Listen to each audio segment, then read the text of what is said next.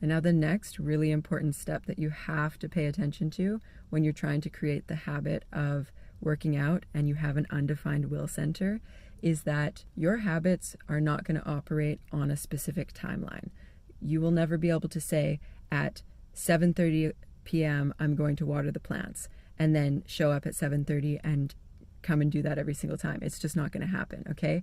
You are going to operate within a range. So you're going to have a start time and then you're going to have a cutoff time, like an end range must be done by this time, okay? And that's what I do when I go and water my plants.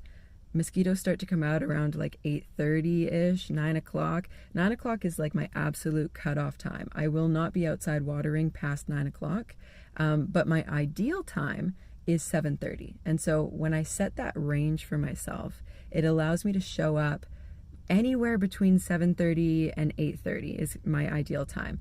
And it still gives me a buffer till 9 p.m. if something like really changes in my schedule and I'm like not home in time or whatever, right? This is also really good if you have ADD.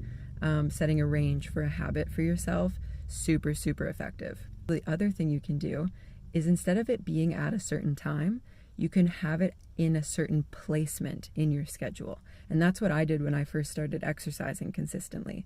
I knew that I had to do it first before I ate for the day, and second before I went downstairs. So after I got ready for the day and, like washed my face and did all that, I had my habits that I did, and like I journaled and I meditated, but I made sure that I exercised right after journaling and that I meditated right after exercising. Because if I didn't do those two things in those two locations, I wouldn't do them. And see how the time is not as much of a factor.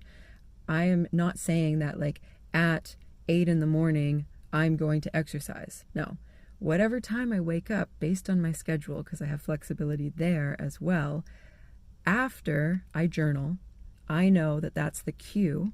And then the routine that I do afterwards is some form of movement, some 15-minute exercise, a Pilates video on YouTube, a yoga video on YouTube, something, right? Sometimes I just foam roll and stretch, which is excellent to do. And then of course, the reward is taking care of my body, feeling stronger, feeling more confident, feeling more connected to myself, and actually feeling proud that I was able to stick to something consistently while also honoring my energy.